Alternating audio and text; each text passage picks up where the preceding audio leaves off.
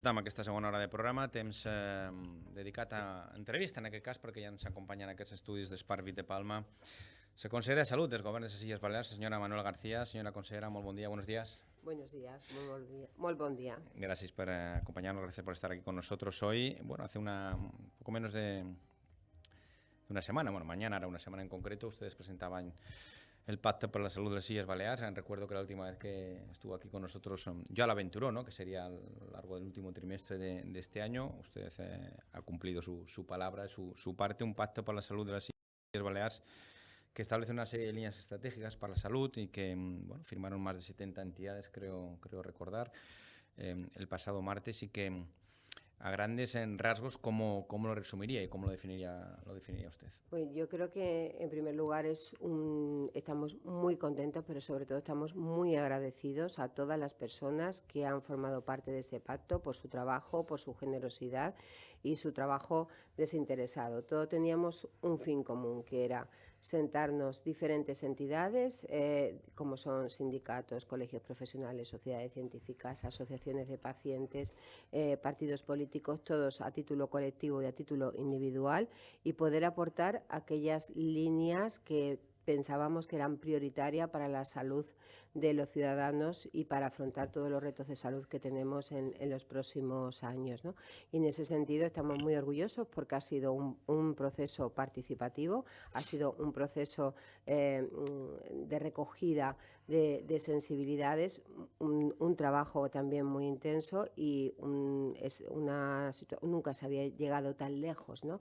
En nuestra comunidad, pero tampoco en el resto de España hay un trabajo que recoja también la sensibilidad de los ciudadanos a la hora de plantear las políticas sanitarias, ¿no? Por eso, en primer lugar, sí que me gustaría agradecer a todos los que han trabajado el esfuerzo y la generosidad, ¿no? Entiendo que es un primer documento de partida, ¿no? Y que es un documento vivo, ¿no? Y que irá ampliándose a lo largo de las próximas semanas, ¿no? En el documento en sí lo que recoge fundamentalmente son las sensibilidades en las que todos llegamos a acuerdos comunes. Por lo tanto, este primer documento tiene que verse de alguna manera transmitido a lo que es el pacto, o sea, el plan estratégico de salud de las Illes Baleares para el futuro. Quiero decir con esto, aquí hay líneas generales, líneas en las que cualquier ciudadano pudiera estar de acuerdo con otro ciudadano, aunque tengan diferencias ideológicas, aunque tengan diferencias partidistas en algún aspecto, y por lo tanto lo que recoge es la base de lo que todos podíamos estar cómodos y podíamos estar de acuerdo a la hora de aplicar las políticas sanitarias. Quiero decir, cuando estamos hablando de un pacto de consenso, cuando vas a consensuar algo, seguro que todas tus pretensiones no pueden quedar reflejadas. ¿Esto quiere decir que no se vayan a poner en marcha a posteriori? No, esto quiere decir simplemente que estas líneas son las mínimas líneas que se van a fijar en el Plan Estratégico de Salud y que además de estas se pueden fijar otras, evidentemente. Hablando entonces, como usted nos está comentando, de que se trata de líneas en las que parece que el acuerdo o el consenso debería ser la tónica, ¿no? ¿Le sorprende entonces que en el último momento se descolgara el PSI-PSOE, por ejemplo, o MES? Bueno, Si es hablamos que de formaciones políticas. ellos han estado colaborando desde el principio del Pacto por la Salud. Realmente cada uno debe de valorar las acciones que realiza. No deja de sorprender, pero sobre todo entiendo que a los que les sorprende es a los ciudadanos, ¿no? Porque son líneas que difícilmente podemos no estar de acuerdo. Son líneas muy generales en las que la atención a la cronicidad o la ayuda a la promoción y la prevención de la salud se fijan una serie de objetivos que son objetivos en los que todos estamos de acuerdo. Con lo cual, de todas maneras, sí que quiero decir que también han mostrado tanto su interés por seguir participando en este proceso, en la elaboración del Plan Estratégico de Salud. También se descolgó el Colegio de Enfermería, ¿no? No sé qué pasó El, exactamente para que no firmaran ese pacto por la salud. Es exactamente igual, o sea, ha habido imagínese que el consenso ha sido muy amplio porque había unas 70 entidades y de ellas 61 han firmado, por lo cual son entidades muy puntuales. En este caso, tanto a nivel escrito como a nivel verbal, a título público, a título privado, pues sí que hay ganas e interés por parte del Colegio de Enfermería de seguir trabajando en el pacto, y probablemente, pues si no se unan ahora en estos momentos, se unirán más tarde, porque seguiremos trabajando en línea con todos.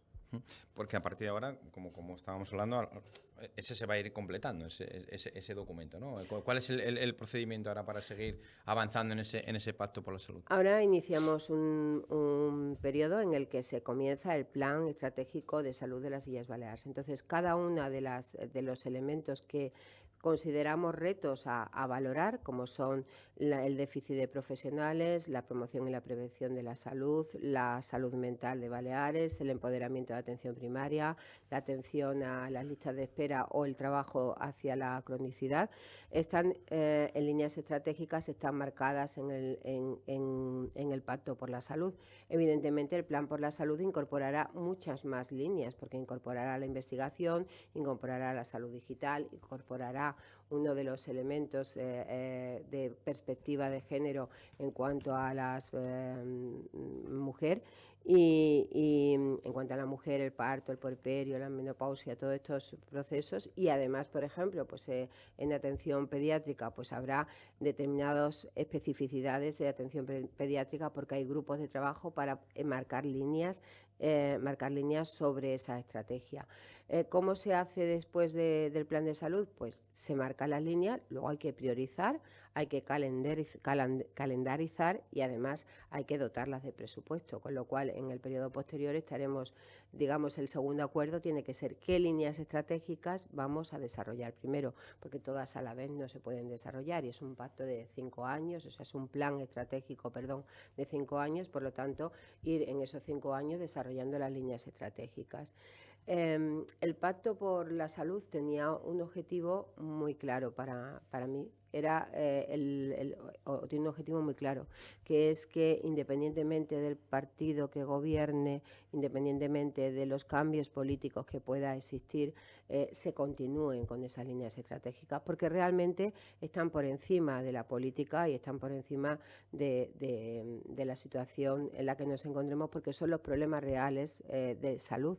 Y creo que cuando la salud falta, es un elemento que todos sabemos que no tenemos nada después. Por lo tanto, es importante que lleguemos a un acuerdo en esas líneas básicas, por lo menos, en las que todos nos sintamos cómodos.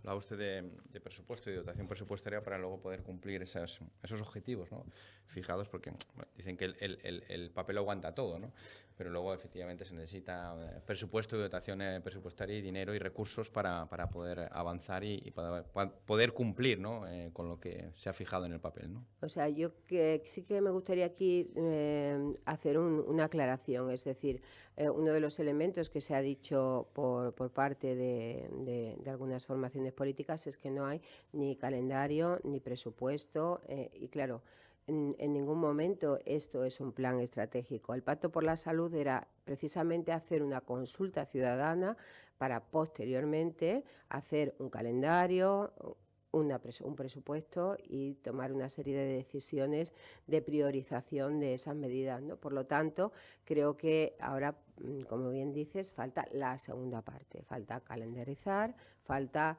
presupuestar y falta sobre todo empezar a trabajar en las líneas que se consideren prioritarias una vez que se queden fijadas en el pacto estratégico, el plan estratégico de la Comunidad Balear en salud. Hablando de presupuesto, usted presentaba la pasada semana también, defendía el presupuesto de su área. Estamos hablando de 2.450 millones para el año 2025, 81 millones más que en el año 2024. Es una cifra récord en lo que respecta a al Departamento de Salud. Sí, es, es el presupuesto más alto en la historia de la comunidad autónoma en cuanto a salud. 1 de cada 3 euros se invierte en salud, ¿no? Estos presupuestos son presupuestos en los que hay una importante labor social, labor sanitaria por parte del Gobierno, y me gustaría destacar un aspecto. Son unos presupuestos continuistas, es decir, mantienen y aseguran aquellas acciones que se habían iniciado previamente. Son unos presupuestos en los que se dota fundamentalmente al capítulo 1, es decir, a lo que son los profesionales sanitarios. Se hace una inversión muy fuerte en recuperar derechos que estaban cercenados desde el año 2018, como puede ser por el Gobierno de Armengol, como puede ser la carrera profesional. Y por lo tanto, una de nuestras primeras líneas, que siempre ha sido cuidar al cuidador, pues en esta línea se cumple de una manera clara y evidente, e invertimos una gran parte del presupuesto en esto, en recuperar los derechos. Y el segundo aspecto que me gustaría destacar de estos presupuestos es el empoderamiento que hace de la salud mental, con 74 millones de euros solo de la Consellería de Salud. Este Gobierno, una de sus primeras apuestas fue la salud mental, lo vimos bien claro desde el principio. Nuestra manera de pensar que podíamos dar una mejor respuesta en la creación de una Dirección General de Salud Mental que ha sido pionera en España y que está siendo copiada por muchas otras autonomías, y que realmente creemos que puede dar una respuesta, empoderar la salud mental, no solo con esos 74 millones de euros, sino también con todo el presupuesto que destina a salud mental, servicios sociales o la Consellería de Educación. Nos da una idea de la apuesta del Gobierno por la salud mental, y sobre todo porque la Dirección General de Salud Mental está haciendo una labor importantísima de carácter transversal, de estructurar, de organizar todos los recursos que existen para ser lo más eficiente posible. Y en esta línea, pues me gustaría destacar también que estos presupuestos protegen y potencian y sobre todo empoderan la salud mental en Baleares. Claro, porque el mantra de la izquierda, siempre que gobierna la derecha, o el PP sobre todo, porque no ha habido otro partido de derecha que haya gobernado, es mermarán los recursos públicos, se reducirá el presupuesto para los recursos públicos. No es el caso, ¿no? Porque si comparamos esta cantidad con la que aprobó el último ejecutivo, o el ejecutivo de la señora Armengol el último año, estamos hablando de 209 millones más, ¿no? Sí, solamente para la salud, para sanidad. Evidentemente, lo que tenemos claro es que no ha habido no solo ningún recorte en salud, sino que, como digo, los recortes que había habido durante el periodo del Gobierno Armengol se han revertido uno por uno. Un recorte es congelar la carrera profesional a los profesionales sanitarios desde el año 2018, cuando es el premio después de una pandemia en la que realmente hay que poner en valor que fueron los profesionales sanitarios los que la doblegaron y que dieron todo lo mejor de sí. Entonces el premio no podía ser este recorte, ¿no? O como devolver la subida del IPC del 2,1%. Es decir, hay situaciones de tipo laboral que evidentemente demuestran los recortes que se han hecho en la etapa anterior. Pero también invertir en salud, hemos invertido en salud desde el primer momento. Se ha hablado mucho de infraestructuras, por ejemplo. Nos hemos encontrado que puedes presupuestar, como dices, el papel lo aguanta todo, presupuestar una gran cantidad para infraestructuras y luego ejecutar un 22% de ese presupuesto. Nosotros somos coherentes, es decir, con lo que hemos hecho un plan hasta el 2027. En el momento actual, salvo alguna incidencia puntual ajena a nosotros mismos, que se encuentra algún elemento en la obra que haya que pararla, vamos conforme a tiempo y conforme a plazos, ¿no?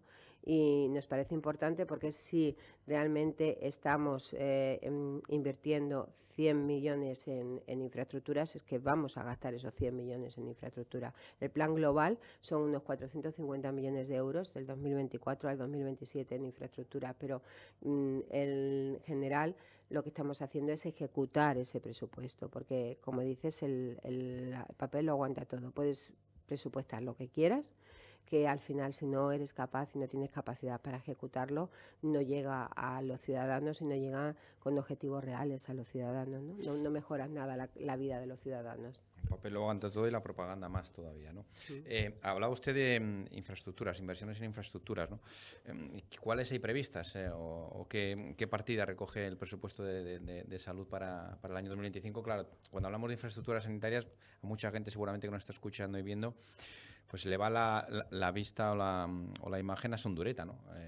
¿Cuándo vamos a tener Sondureta o vamos a ver algo en Bueno, Sondureta, ¿no? Porque claro, desde el 2016 creo que fue que la señora Armengol lo anunció, ¿no? Y han pasado 8 años. bueno, ahora ya hemos podido ver cómo se ha derrumbado totalmente, ¿no? La fase de quirófano, que tengo que decir que yo ahí he hecho muchas Trabajó horas de usted ahí quirófano, mucho. exactamente. Entonces me daba como pena, ¿no? Con el robot aquel bajando. Nosotros pensamos que Sondureta puede estar a finales del 2025 empezando a finalizar la obra. De momento va a tiempo y va, a pesar de que se han encontrado muchos problemas, pues que han tenido que ir resolviéndose poco a poco, pero de momento la estructura y todo lo que es el programa, perdón, todo lo que es la estructura de Sondureta va bien. Este año la idea es abrir Cana Mayora en Ibiza, por ejemplo, para albergar a aquellos pacientes que se beneficiarán de tener una cama de intermedio, que además aliviará de alguna manera la presión de Cambises y que recibirán la atención que merecen o sea, para su patología, ¿no? Y para su situación. Y por otro lado también se abre el hospital de Manacor y la zona ambulatoria del hospital de Manacor, y hay evidentemente una reserva económica pues para contratar a más profesionales que hagan falta para ambas dos circunstancias, ¿no? Por lo tanto, hay muchas infraestructuras en las que hay un plan que no te lo puedo decir de memoria porque sería imposible. Hace poco pero creo que ponían la primera piedra también del Centro de Salud Del de Centro de Salud de Sonferriol, puede ser, Sonferriol, ¿no? sí. Hemos puesto la primera piedra del Centro de Salud de Sonferriol, pero bueno, no solo hay primeras piedras, hay inauguración de la unidad básica de Montuiri, de Santa Margalida y ahora no recuerdo, pero bueno, hay también inicios de obra, se acabará este año el Puig d'en Vals en Ibiza, es decir, hay toda una serie de estructuras que están planificadas, ¿no? Todas planificadas con fases claras, es decir, ahí no hay ningún render, no hay nada. Ahí, el Centro de Salud de Ciudadela pues está haciendo el plan estratégico. El plan estratégico estamos pendientes básicamente de que nos digan qué se necesita. Tenemos el Centro de Salud y se hará, por supuesto, el concurso de ideas. Entonces todo está estructurado en tiempo y en forma. ¿Cómo va, por cierto, la campaña cambiando de tema, la campaña de vacunación? Estamos en plena campaña de vacunación, gripe, COVID. No parece que estemos a estas alturas del año, en pleno otoño, a un mes del invierno, porque estamos a 18 de noviembre y puede uno ir casi en manga corta algún día, pero ¿cómo está transcurriendo esta campaña? Porque la última vez hablábamos con la directora general de Salud Pública y, bueno, pues apelaba y hacía una crida, un llamamiento a que la gente vaya a vacunarse, ¿no? La importancia de vacunarse, ¿no? Y nos comentaba que la última campaña pues no había sido en ese sentido todo lo satisfactoria, ¿no? Que se esperaba y que quizá bueno, la gente estaba saturada después de tantas vacunas, después de la pandemia, pero ¿cómo está transcurriendo esta campaña? Bueno, la campaña está siendo muy rara porque es que realmente estábamos bañándonos en la playa y vacunándonos de la gripe. Entonces, claro, sí que me gustaría hacer también un llamamiento, ¿no? Porque en Baleares normalmente los fríos vendrán antes o después, pero vendrán. Y normalmente suele haber dos picos, un pico en el mes de diciembre y un pico en el mes de febrero, dos picos de incidencia de gripe, ¿no? Y que yo creo que todos tendríamos que estar preparados para afrontar esos picos, pues con una vacunación que se ha visto que es eficaz, que es efectiva, que además no tiene efectos secundarios mayores, y entonces me parece que es fundamental dar ese mensaje.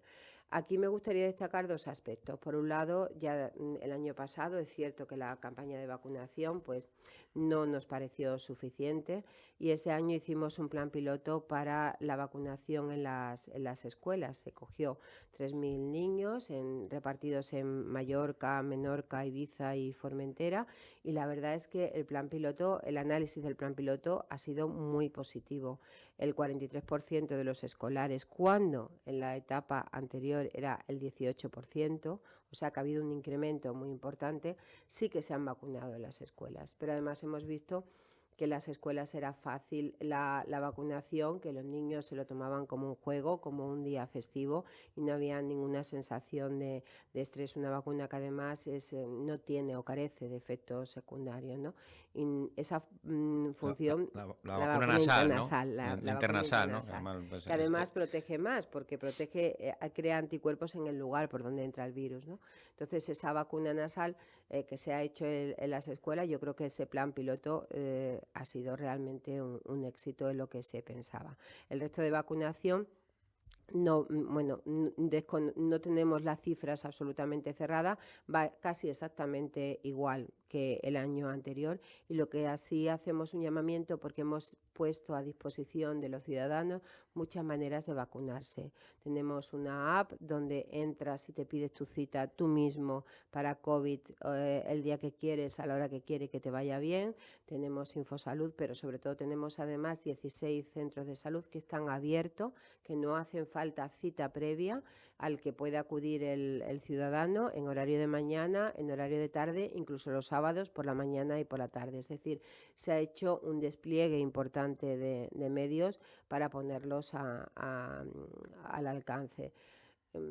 A ver, me gustaría también destacar que hay que evitar estos estigmas antivacunas que estamos oyendo por ahí, que me parecen muy desafortunados, porque creo que si algo en la salud ha potenciado la salud de los ciudadanos, y podemos irnos un poco más atrás, son las vacunas, los antibióticos y el tratamiento de las aguas, es decir, el alcantarillado. Es lo que nos ha hecho ser la sociedad que tenemos ahora mismo. Y quiero hacer un llamamiento también. Muchos de nosotros hemos llegado a ver hay enfermedades como la viruela que se erradicó por la vacunación, pero hay otras sin ir más lejos. Yo creo que la poliomielitis, todos hemos visto, sobre todo los que tienen mi edad, hemos visto a muchas personas con problemas de movilidad reducida y de soporte ortopédico por la poliomielitis, que hoy prácticamente está erradicada, y eso lo debemos también a la vacuna. Por lo tanto, hago una llamada al no oír esas desinformación que viene por parte de muchos antivacunas. Importante vacunarse y sobre todo los grupos de riesgo, ¿no? Sí. Esto es fundamental, ¿no? Es decir, si uno está sano, pues bueno, si se vacuna mejor que mejor, pero sobre todo los grupos de riesgo, y ahí hablamos pues de gente mayor, los niños que pueden ser un vector también de contagio importante entre sus abuelos, entre sus padres, hablamos de fumadores, ¿no? Que al final pues también es un grupo de riesgo, ¿no? Sí, sí, o sea, los grupos de riesgo, me gustaría destacar que el niño que siempre pensamos solo, esto lo hace el coordinador de pediatría, lo incide mucho, ¿no? Que el niño que solo pensamos que es porque nos puede infectar a todos, no. Hay los niños en esta edad, justamente, que es la edad en la que se solicita, o sea, hasta los 5 años, pueden tener problemas muy graves, incluso problemas de neumonía, de complicaciones serias, ¿no? Más que el resto de niños que no se vacunan. Por eso se vacunan a los de esta edad, ¿no? Y sobre todo, bueno, pues los pacientes, las personas mayores con mucha comorbilidad asociada, pues todos hemos visto que puede provocar muchas complicaciones y sobre todo la muerte en una proporción no desdeñable de casos, ¿no? Entonces, claro que llamo a vacunarse a todos los que son grupos de riesgo y pensar también, cuando estamos hablando de grupos de riesgo, todas aquellas personas que están inmunocomprometidas, que hoy hay mucha medicación biológica, mucha medicación con corticoides, pacientes con hepatopatías, a todas las personas que tienen factores de riesgo añadidos deberían de vacunarse. vacunarse, porque es que quizás el clima no llame a vacunarse, pero la realidad posterior sí que llama a vacunarse. Estamos hablando con la señora Manuela García, que es la consellera de Salud del Gobierno de les Illes Balears. Hablaba usted antes de la situación en las Islas Menores. Una de las medidas, primeras medidas que adoptó el Gobierno fue dotar, ¿no?, de algunos puestos declarados de difícil cobertura. ¿Esto ha funcionado? Es decir, ¿está cubierta esos puestos en las Islas Menores? ¿Es una medida que realmente ha dado el resultado que se buscaba? Bueno, este resultado lo vimos con las plazas de muy difícil cobertura, por ejemplo, en oncología del Hospital de Cammises, y en oncología teníamos un oncólogo que realmente era el que atendía a los pacientes, y había oncólogos que se dirigían del Hospital de Son Llàcer o del Hospital de Son Espases a atender a los pacientes oncológicos, que finalmente ellos mismos decían que no tenían la atención, no por calidad, sino por la relación médico-paciente, porque no tenían una relación con su oncólogo. Realmente declaramos estas plazas de muy difícil cobertura y hoy hay 5 oncólogos trabajando, es decir, está completo el servicio de oncología de Cammises. Pero creo que eso ha llevado, sin hacer ninguna plaza de muy difícil cobertura más, a hacer que un hospital donde prácticamente era un páramo en cuanto a profesionales sanitarios, porque realmente, sobre todo, es verdad, en médicos, porque ningún servicio, se puede decir, estaba completo, pues que hoy esté completo el servicio de cardiología, que se hayan incorporado neumólogos, que se hayan fidelizado casi el 70%, no casi, no más del 70% de los profesionales que han finalizado su formación, que se hayan incorporado 6 médicos al servicio de urgencia, es decir, que haya habido un crecimiento y se haya hecho muy atractiva el trabajo en Cammises, ¿no?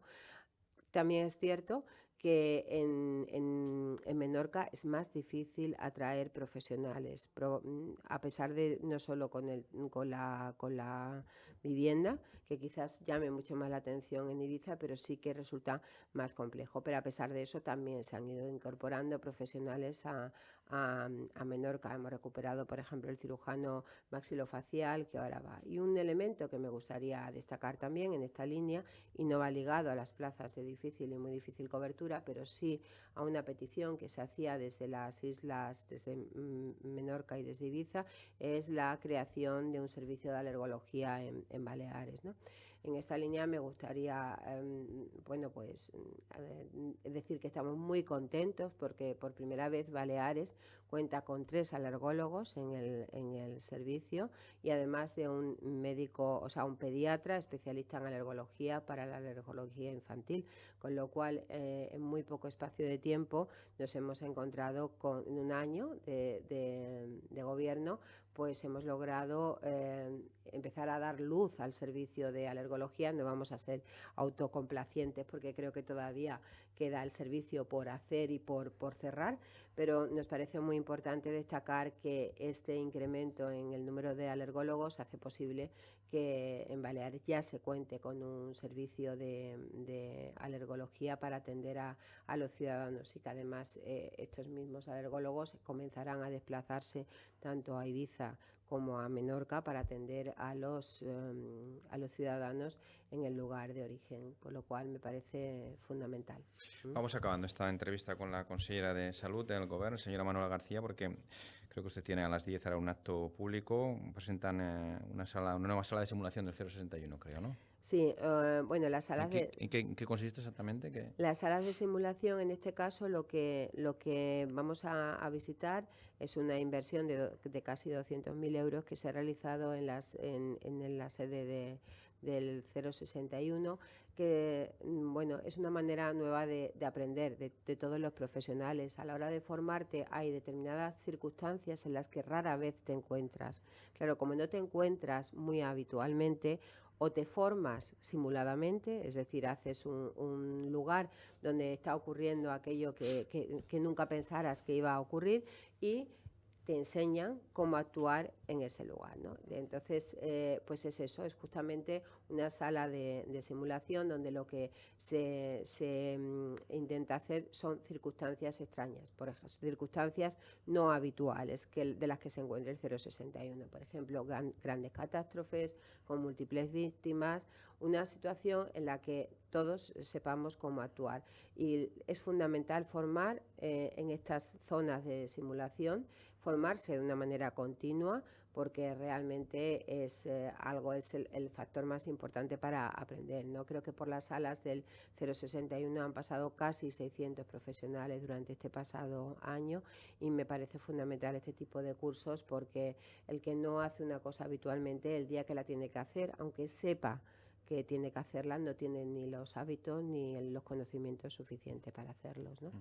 Ahora sí, una última cuestión. ¿Le preocupa a usted la intención del Gobierno central de incrementar el IVA en la sanidad privada y en los seguros privados? Porque entiendo que eso repercutirá efectivamente en subida de precios, encarecerán esos seguros privados y quizá mucha gente acabe en la sanidad pública, ¿no? Con lo que eso podría provocar quizá una mayor saturación o congestión. No sé qué opinión tiene al respecto de esas intenciones del Gobierno. Veremos si las llega a poner a la práctica, pero al menos están anunciadas, ¿no?, en esa reforma fiscal de la señora Montero. Sí, bueno, yo realmente considero que este afán del Gobierno central por fiscalizar, por incrementar un poco incrementar todo lo que supone la libertad también de los ciudadanos en tomar una decisión, me parece que no es adecuada, ¿no? Hay que reconocer que Baleares tiene un importante número de pacientes. Es una de las comunidades con más seguros privados, sin duda. Exacto. Por eso le pregunto. Por lo tanto, todo lo que suponga un incremento de recursos a nivel, un número importante de personas que pasen a los recursos de la sanidad pública o que comiencen a utilizar los recursos de la sanidad pública, evidentemente es algo que también nos grava. Esto es como el MUFACE, ¿no?, que no se ha llegado tampoco a ningún acuerdo y tenemos que pensar que aquí hay casi 9.000 funcionarios que pasarían de la noche a la mañana a la sanidad pública, con lo cual eso sí que se precisa de un incremento de recursos. Por eso creo que, bueno, espero que realmente no lleguen a agravarse porque en muchas ocasiones es una decisión individual y yo creo mucho en la libertad que tiene cada persona para decidir dónde quiere ir y dónde puede ir. Porque detrás de esto está lo de demonizar, ¿no?, al final, a la sanidad privada, sí, ¿no?, que a algún sector del actual Gobierno central le gusta bastante esto, ¿no? Sí, pero sin embargo, mira, cuando yo llegué a la Consellería de Salud, nosotros aquí en Baleares éramos la segunda comunidad en conciertos, solo superada por Cataluña, y la tercera comunidad en gasto sanitario privado, con lo cual, bueno, es evidente que en esta comunidad, y yo no, al contrario, la necesidad de tener una colaboración público-privada es fundamental, y no lo decimos nosotros. O sea, en esta ocasión no nos puede caer el decir que nosotros privatizamos, porque ya lo hemos encontrado así, ¿no? Es difícil superar el segundo puesto porque a Cataluña no la vamos a superar en conciertos y posteriormente también en gasto sanitario privado. Y creo que hacen una labor importante pues en colaborar pues para poder soportar el periodo estival. Por ejemplo, cuando la población flotante hace que se duplique o se triplique las necesidades asistenciales en un periodo también estival donde los profesionales están pues disfrutando de una parte de sus vacaciones. Por lo tanto, me parece que esa colaboración que es fluida y que es necesaria, y también quiero decir que la medicina privada de Baleares es una medicina de calidad, porque nosotros incluso para hacer una red público-privada exigimos una serie de elementos de calidad, y son elementos de calidad que la tienen en estos sanidad privada también balear. Muy bien, señora Manuela García, consellera de Salud del Govern de ses Illes Balears. Gracias por estar con nosotros, por acompañarnos en este día, en este lunes, en esta entrevista. Animar, ¿no?, y hacer una crida, como decía usted, a la gente que nos está escuchando y viendo para que vayan a vacunarse, que Exacto. es verdad que todavía la temperatura no acompaña, pero llegará el frío llegarán esos picos y esos episodios y hay que estar preparados, y sobre todo pues la población de riesgo, ¿no? Y de mayor riesgo. Gracias por estar con nosotros, que tengan muy buen día. Un saludo. Gracias a vosotros por la invitación. Gracias, que vaya bien.